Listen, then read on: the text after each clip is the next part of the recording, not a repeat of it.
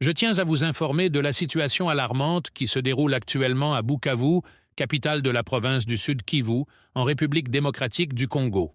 En tant que journaliste, il est de mon devoir de relater les événements qui affectent profondément nos concitoyens. Bukavu est plongé dans une crise de violence sans précédent. Des coups de feu ont été entendus dans plusieurs quartiers de la ville, semant la panique parmi les habitants et exacerbant un climat d'insécurité déjà palpable. La situation s'est particulièrement détériorée au cours des dernières semaines avec une série d'événements tragiques. Notamment, le quartier de Panzi Essence a été le théâtre d'une violence extrême, où 3 jeunes hommes ont été abattus par des hommes armés. Ces meurtres font suite à un acte de justice populaire où un homme en tenue militaire, soupçonné de semer l'insécurité, a été lynché et brûlé vif par la population locale. La présence des rebelles du M23 dans la ville a intensifié les tensions.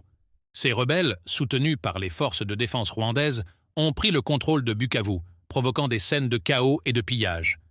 Les habitants, pris de panique, ont fui la ville en masse, cherchant refuge dans les régions voisines. Les répercussions de cette violence sont profondes sur la vie quotidienne des habitants. Les activités socio-économiques sont paralysées et la peur règne dans les rues. Les autorités locales, pour la plupart, ont quitté la ville, laissant les habitants sans protection adéquate. Face à cette situation désespérée, il est impératif que des mesures soient prises pour rétablir l'ordre et la sécurité à Bukavu. La communauté internationale doit intervenir pour protéger les civils innocents et mettre fin à cette spirale de violence. La tragédie de Bukavu est un sombre rappel de la nécessité urgente d'instaurer des mécanismes capables de protéger la vie humaine dans cette région en détresse. Les habitants de Bukavu continuent de lutter pour leur survie quotidienne, espérant des jours meilleurs où leurs voix seront enfin entendues.